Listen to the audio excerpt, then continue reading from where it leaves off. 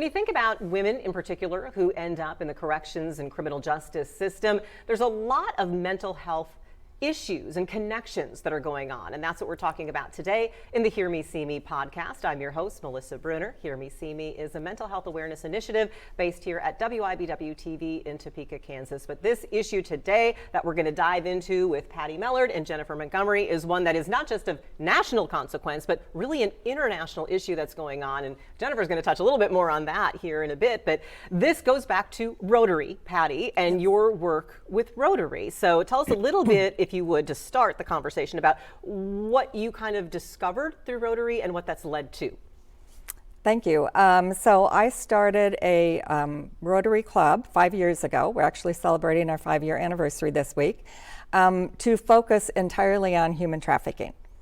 And so that I brought in members of the community who were very involved in that, who weren't Rotarians, but wanted to focus on this cause. And so our cause is doing anything we can to help educate, prevent, help survivors, and advocate for issues against human trafficking. And you call it Rotary Community Action Against Human Trafficking, but yes, people might think about that or hear this and say, well, but why are you starting this in Topeka, Kansas? That seems a little odd. I mean, certainly you don't have human trafficking there. Well, I'll tell you what, when I first got involved in this, I thought, okay, if there is human trafficking, it's at the truck stop. It's not other places.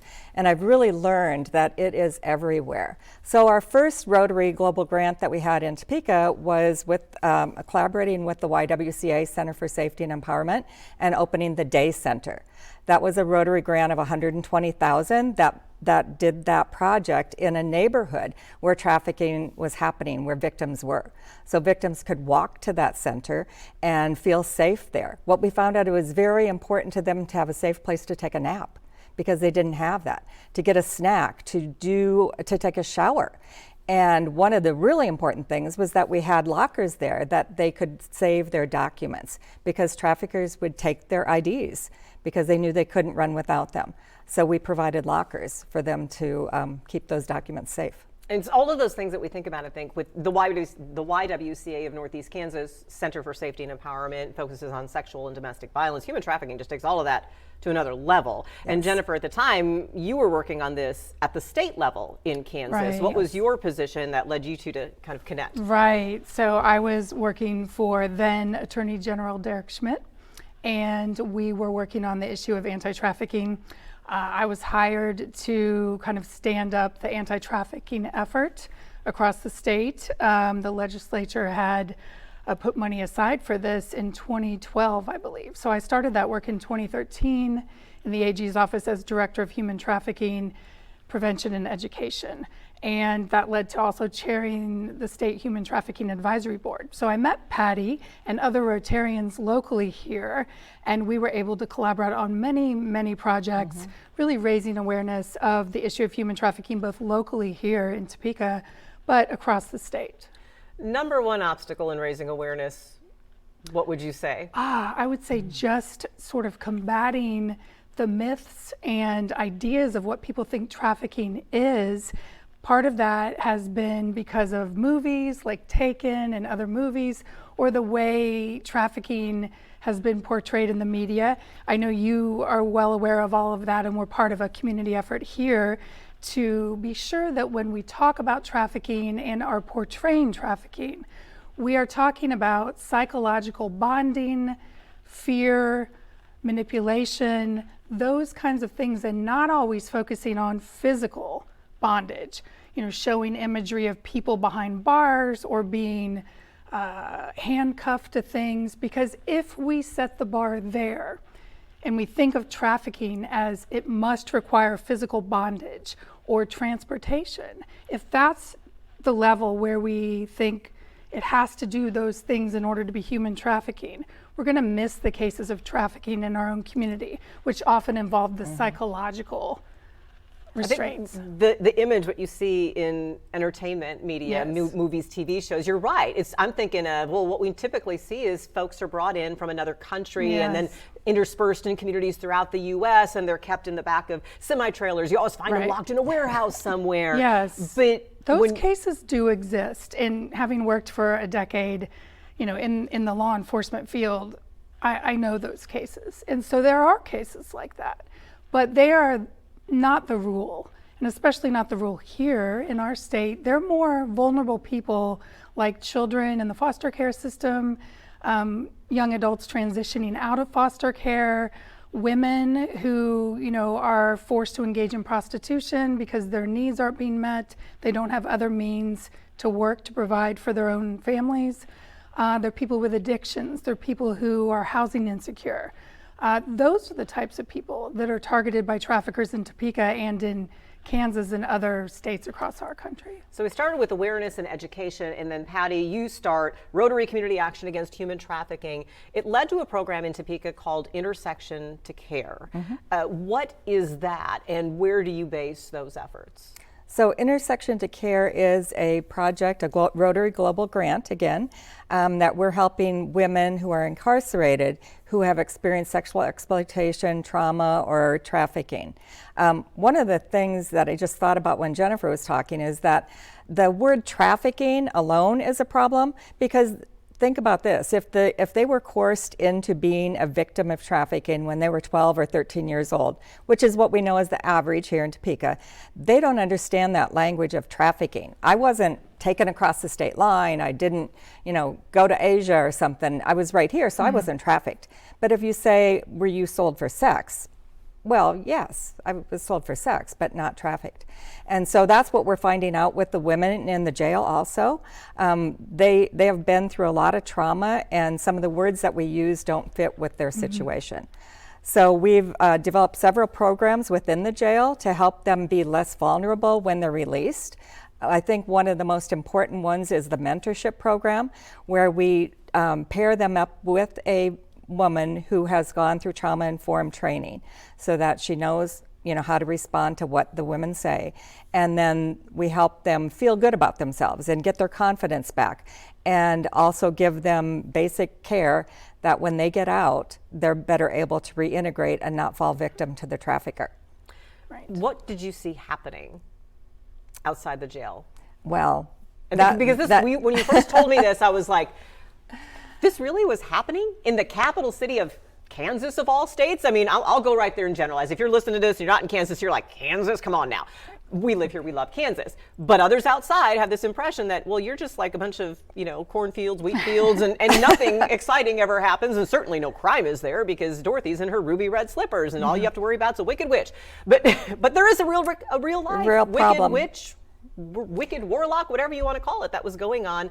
I mean, really right in front of our eyes. Yes, what was happening is that when women were being released, now think about this, they're being released and it's raining and they have nothing. They have no phone, no transportation, no one to pick them up. They burned a lot of bridges, so nobody's out there waiting for them. And they only have the clothes on their back, and so what are they going to do? They can't go anywhere, so the traffickers know this, and they were sitting in the parking lot waiting for women to be released.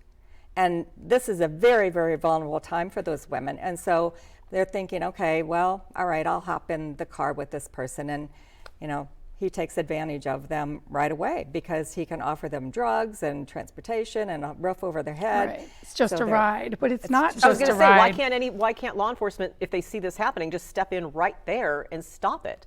I think it would be hard for law enforcement. The priorities of law enforcement, right? Yeah. There's so many things going on. And it's not illegal to offer someone a ride. Right. Well, exactly. And that ride is then used to manipulate. I gave you a ride, so now you're giving me something else. That's how traffickers lure kids in our communities. They give them a meal. It could be a cheeseburger at McDonald's. I don't know how many victims of trafficking, young victims, I've heard that, I needed something to eat, or I needed a couch to sleep on. I needed a ride when I'm getting out of jail. All those things are then used as leverage over the victim. Then the victim feels like, oh, well, I did this, or I'm part of this, so now I need to do what they're, asking me to do. And it starts small, and then it builds. Eventually, that person is asking them to have sex with other people, and then they're taking the money. It can start as a romantic relationship. It can start on the internet. That's one of the things when I was traveling across our state, doing trainings for all kinds of different professional groups, for community groups, for law enforcement, for prosecutors. The question is always, well, that's not really happening in our town. We're a very small town in western Kansas. If trafficking was happening here, we would know about it. My question is always, do you have internet access? Well, yes. In 2026, every one of our counties, thankfully, has internet access. If you have access to the internet, then your children are vulnerable to being lured into trafficking online. And I know that's difficult for people to hear, but it is the truth, because we're seeing this through gaming sites. Yes. Several cases through Roblox, a very popular gaming site. We had some of those cases when I was working in the AG's office. Social media, all those things, because it starts as just sort of an innocuous contact, and then it grows. So I want to circle back to the jail for a minute. Another thing that we found out was happening is the traffickers would get somebody inside the jail to put money on the commissary account.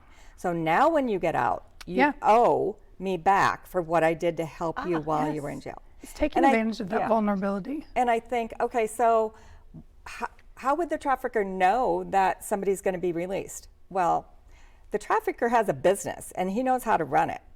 He has contacts within the jail who are going to find out and tell him when somebody's being released. Right. So he's sitting there waiting for that to happen. And so Intersection to Care aims to kind of reduce those vulnerabilities, Right. because there is a psychological aspect to this. You mentioned trauma-informed care. How important is that, and what does that mean for someone who is in the jail to have gone through trauma, per se? Well, when you think about the fact that anytime somebody's arrested, that's a traumatic event. And so if they've been arrested several times, it's a cycle that they can't get out of.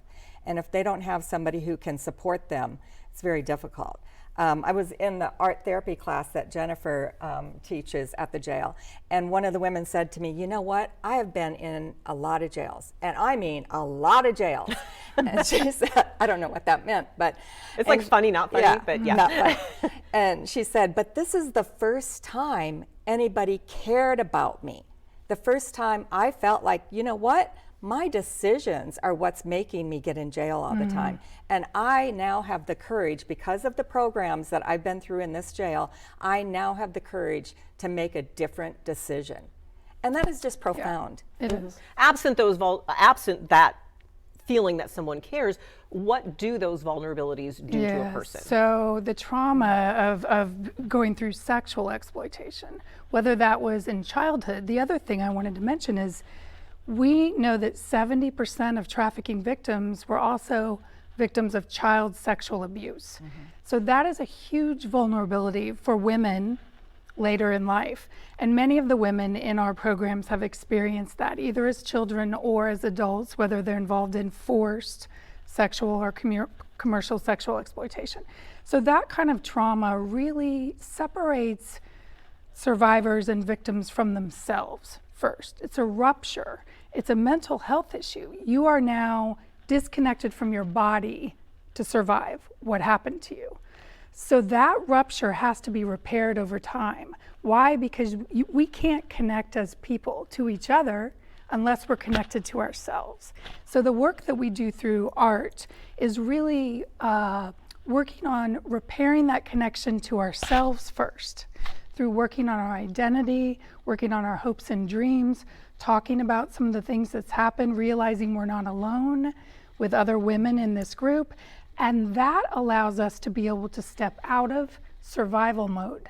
That is how we get through life. That's how we survive trauma. Is part of it too, like you say, you're not really connected to your body. Does it also foster this belief that like you truly believe that, well, this is what I'm supposed to do. This is what my use is. This is what I deserve because somehow I let this happen to me. That is a very difficult thing to break, that messaging for individuals who have experienced sexual abuse and exploitation. You're always thinking, because that exploiter or the trafficker or the perpetrator, sometimes it's a family member, sometimes it's a caregiver, they instill that belief in you that you're consenting to this, that you're part of this, you're agreeing to this.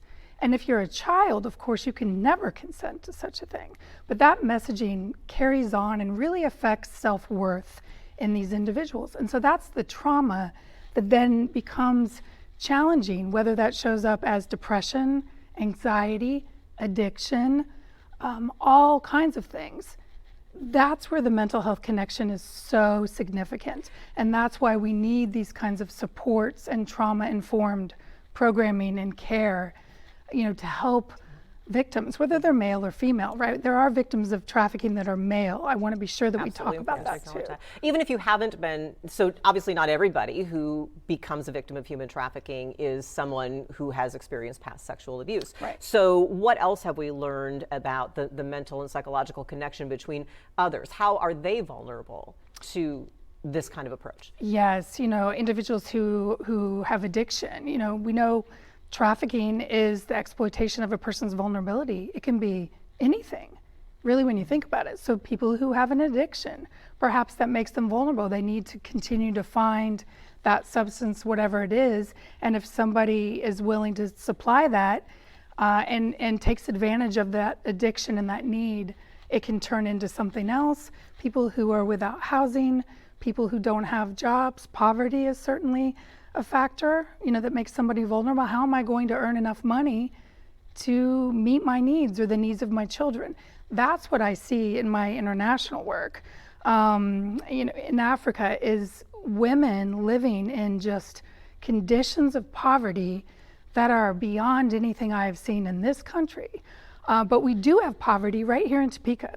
So to me, those are, equivalent situations where many women with multiple children have to find a way to take care of their children. And sometimes people will exploit them for that purpose. I think also one of the things that I've heard over the years too is anyone who runs away from home can expect within 24 hours they'll be approached by a trafficker.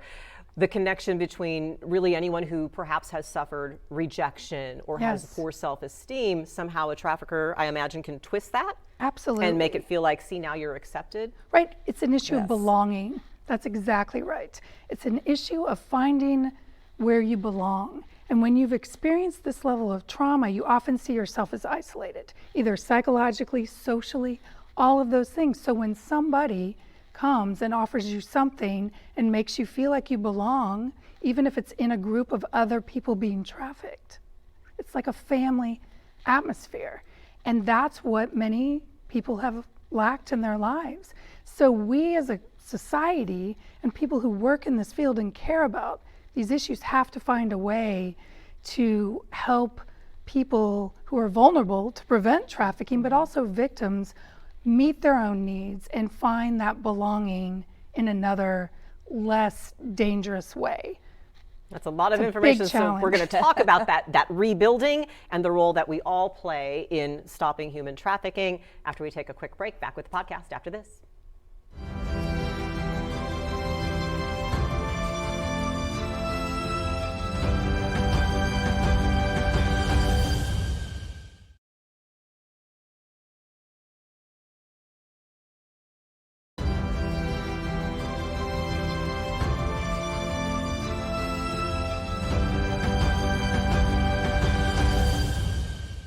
Back here on the Hear Me, See Me podcast with Patty Mellard and Jennifer Montgomery as we talk about human trafficking and the vulnerabilities and psychological and mental health connections to a very complex issue. You guys have given so much information, and both of you initially got involved with this task through Rotary, through the Attorney General's office, and then through Rotary that helped you. You have a nonprofit now, Jennifer, that addresses this internationally, is that correct? I do, and that was through my Rotary Peace Fellowship.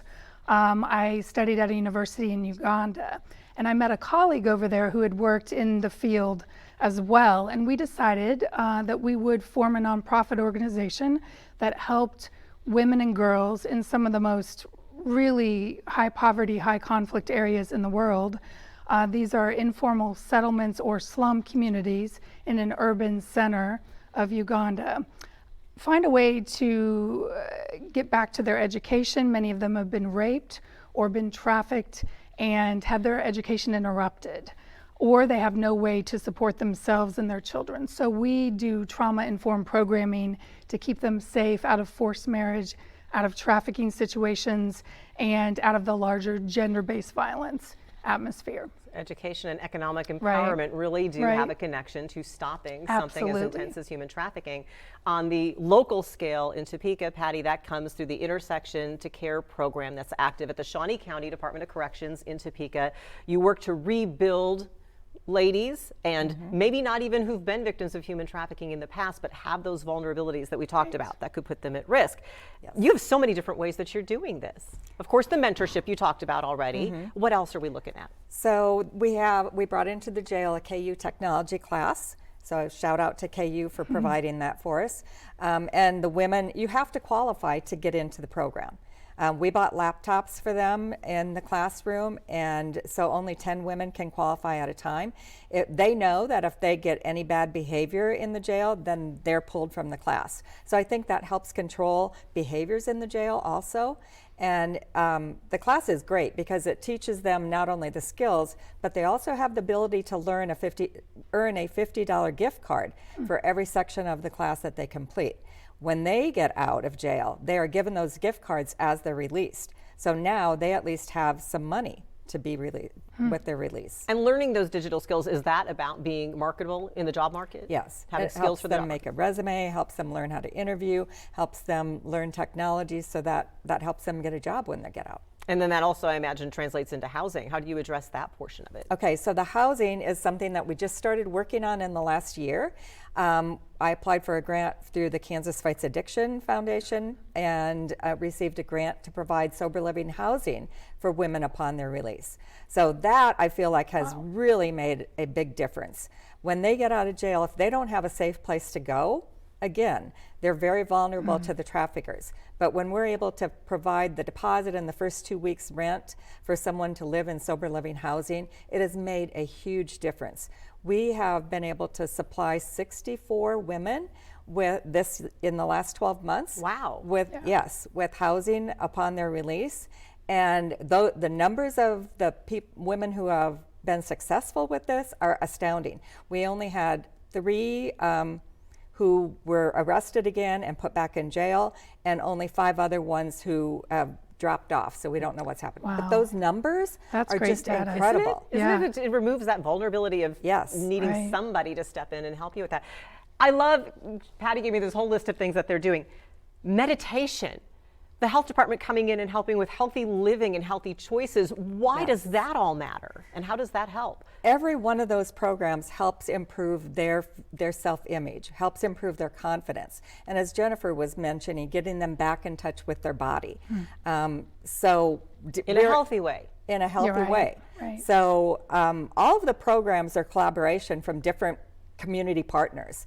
It's not just Rotary, but we brought in all these programs. The Shawnee County Health Department, Shirley Ramos comes in and does the health class. All of these have been put together. A doula to come into the jail.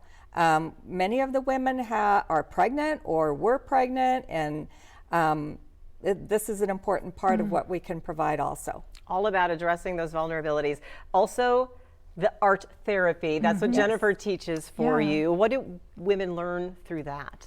Well, as Patty mentioned, it's really important. What we know from research in trauma is you have to reconnect with your body first, and your body really can tell you things and help you survive and thrive more than your mind can, right? We tell ourselves a lot of stories in our mind, and if we let our mind run the show, especially if we've experienced a lot of trauma, that's where we get into impulsive behaviors, acting out of survival, not really thinking things through.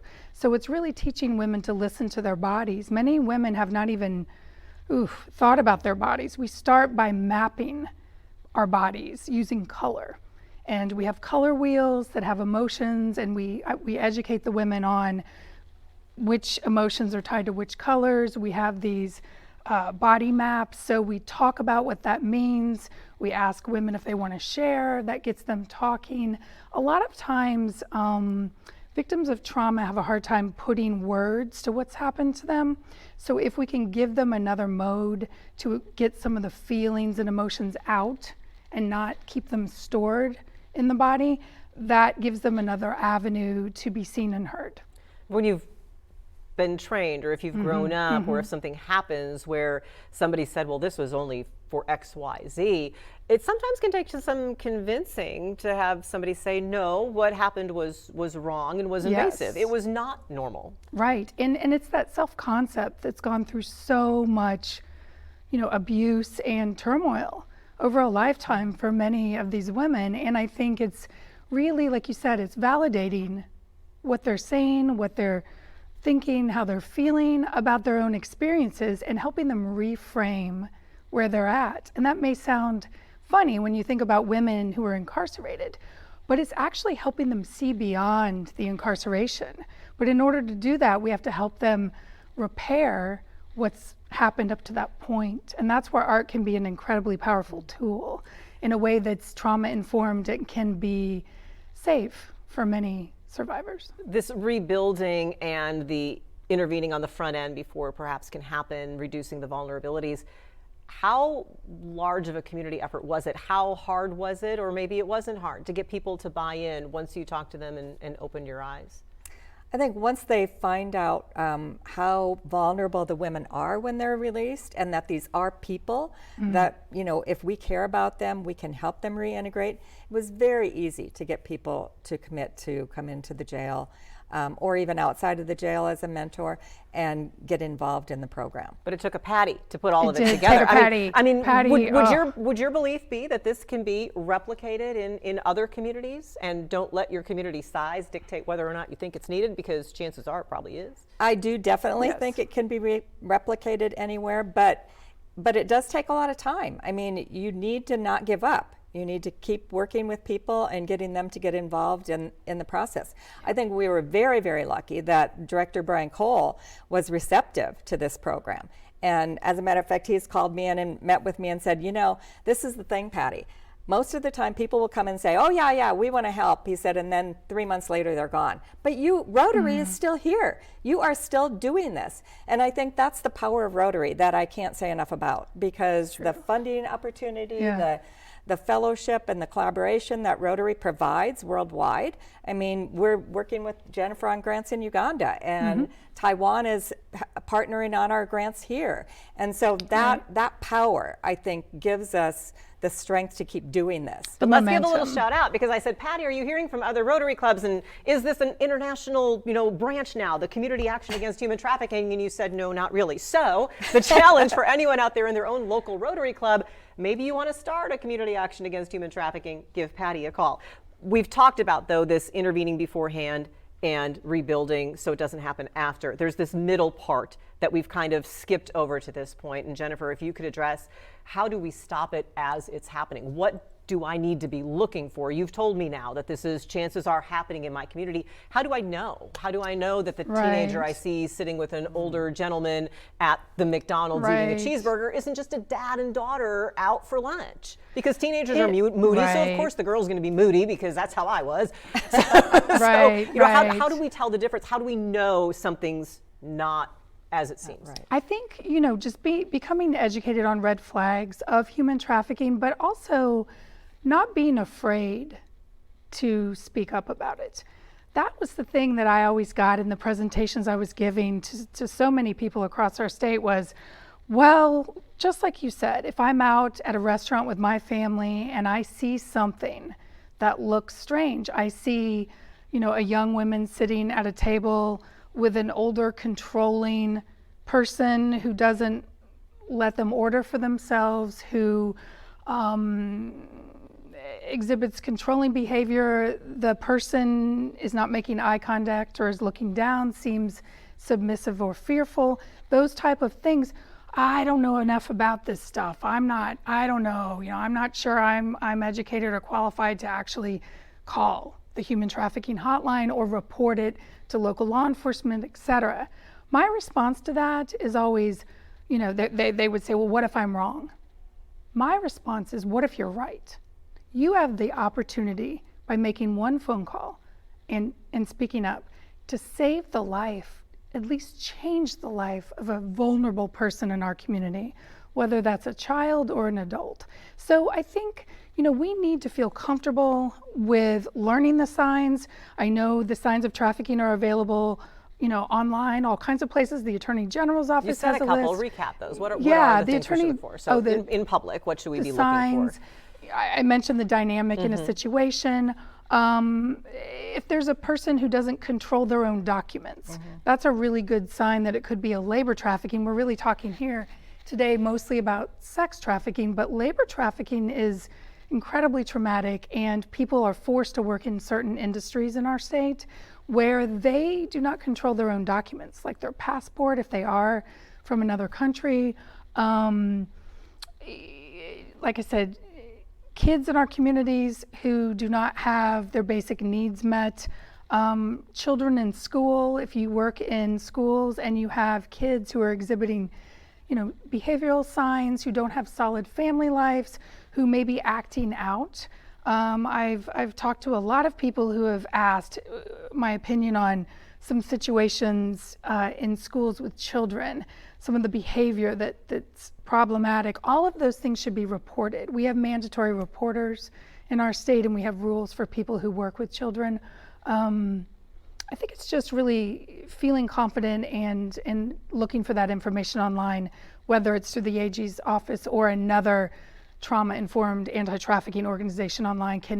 You can print out the sign specifically. You mentioned digital, and that is one thing you had said earlier, that if you have an internet connection in your home, then your child's at risk. So what about in your home? What should we look for with our kids that could be warning signs that maybe not that they're being trafficked, but that someone is trying to be recruiting? Right, safe internet use. The organization NetSmarts, with a Z on the end, has incredible resources for helping children be safe online. It's really important as a caregiver or a parent that we have some sort of oversight of our children or grandchildren's use of online websites. Right now it's so hard because they have their phones and you can't be with kids 24 hours a day. But being sure you can put filters on things and that you talk to kids. I think the most important thing you can do is have open conversations with young people about what they're experiencing online and look for some of those signs. If the child mentions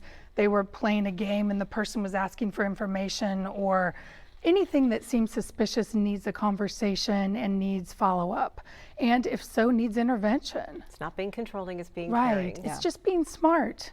I have 16 grandkids, so Wow, this Patty. internet problem really scares me. Right. And I just have to say that I was talking with one of them this last weekend, and he asked me, so what does that really mean about, being groomed online? And we talked about it and about the problem in Roblox. And he said, yeah, I know some people get into those chat rooms and they're talking with people and getting the predators like to buy a skin or give you weapons or something, and that's how they start grooming them, becoming friends. Right. He said, but he's a freshman now, and he said, but we haven't had anybody in school talk to us about this since, like grade school. So he said, I think I really need a refresher class in that. Yeah. The older you get and the more you're doing those social type of, like you mentioned, gaming things and stuff like that, that prevention does open a whole new education door. in our schools is critical. Yes. That's something we spent a lot of time on when I was in the AG's office, about going out, working with the State Department of Education and the Kansas Board of Education on getting that information directly to school kids and making them feel comfortable going to a trusted adult and reporting activities that feel It seems so basic, because isn't health class still a thing? But we should mention that in the state of Kansas, the so-called Aaron's Law, which would be that body education, has a hearing this year, which is a step forward. Very pleased to see that. I don't want to say it happened with lightning speed. I know you both were involved in this legislation. I don't know, and I don't want to say it happened with lightning speed because the effort actually started last year. But in the first 2 weeks of our session this year, the bill that makes sex buying a felony is on its way to the governor already, which is very, very fast action. But I know that you've been behind the scenes, been working on it for a very long time, and it hasn't advanced. But this year, within the first 2 weeks, finally something clicked and it came together. And it's so important, because if we can help decrease the demand, then that's going to decrease the need to groom. That's critical. Kids. That is absolutely I mean, think about it. If you're going to buy sex and you have the risk of getting a felony, which is going to affect your family, your job, your life, your job. you're going to think twice about whether or not you should really do that. So I'm really looking forward to the effects that this might have. We've talked about a lot. So if you had to boil it down, Patty, to one final thought, what do you want everyone to take away? And I know that you are going to have an event in Topeka coming up. Before we go to the final thoughts, then tell us you have an event in Topeka coming up late March. This event is called Healing in Color, Stories of Strength and Hope. And it's an exhibition of the women's artwork from the art program in the jail. And so it will be a community educational event, really elevating the voices of these women who've experienced trauma and incarceration. And we'll also be screening a film that is a film about a human trafficking victim who was incarcerated. So there's a through line to all of this, but it's really a collaboration between the Intersection to Care program, Rotary, and Magenta Girls Initiative, which is my nonprofit. And we're really excited about that, and we hope that everybody will come, view the artwork, listen to the programming, and see the film. Yes, absolutely, absolutely. So bottom line that you want everyone to remember then, back to that question, with everything that we touched on, what do you want folks to know? I want folks to know that this is happening in Topeka. It's happening in our own backyard, and everyone can get involved in helping prevent additional people from being trafficked. I can't stress enough the role that Rotary has played, and so if you would join our cause by joining Rotary, we would love to have that, and maybe donate, get involved in some way. Absolutely. Jennifer? I would just really appreciate the opportunity to speak to more people here and in other opportunities around the community. Topeka has really rallied around that issue over the years, and the collaborative effort in the ITC program has really impressed me. I'm not surprised because I've seen it through other community efforts that we've done over the last decade plus. And I think this community event on March 19th will be a great opportunity for everybody to come together and celebrate the gains that we've made as a community, but also keep our eye focused on ways that we can both prevent human trafficking in our community here, but also help and support victims and vulnerable people in our community to prevent them from becoming victimized in this way in the future. Knowledge really can make a difference. Yes. Absolutely. Thank you for your support and your lending voice to this. I learn. I tell you all that every time we have a conversation, I learn something new about this, and because it is very eye-opening, and it's easy to hear it once and then forget it. But the repeated message, and you know, I know we didn't physically say here is the hotline number because you're not going to remember it if you just hear it in passing anyway. But you've got a phone I may not in your remember hand. it anymore in my mind. Yeah, you've got a device in your hand. Just Google National Human Trafficking Hotline. That's where you can report any of those concerns. Call 911 or to local, if nothing else. to the KBI. They also have a number online reporting that's anonymous. All those things, or your local police department or sheriff's office. You can report it to law enforcement at any time, and they have been trained. And in this area, we've done that training. So we know that they have a basic knowledge. I find myself, you know, the trucking associations involved in there. Any convenience store you stop in on the highway has signs hanging up. Truckers and Against Trafficking. Refresh really my memory on the group. signs. I'm like, okay, let's read that little poster while I'm sitting there washing my hands and remember what maybe I might be not noticing. I mean, journalists were supposed to be observant, right? And sometimes not always. Don't be afraid. That's what I would say. Don't be afraid to report something, even if you're not sure what it is. That's not your job to investigate it. Somebody else's. Just have the courage to speak up. And if you're a youth, a student, I think you need to remember that if you know someone else is being trafficked or being a victim of fraud online, then report that to an adult. People want to help. Yes, people want to help. Patty, Jennifer, thank you so much for the conversation. Thank you. I truly, truly appreciate it, because if there is an issue where this holds true, this is it. Please know, we hear you, we see you.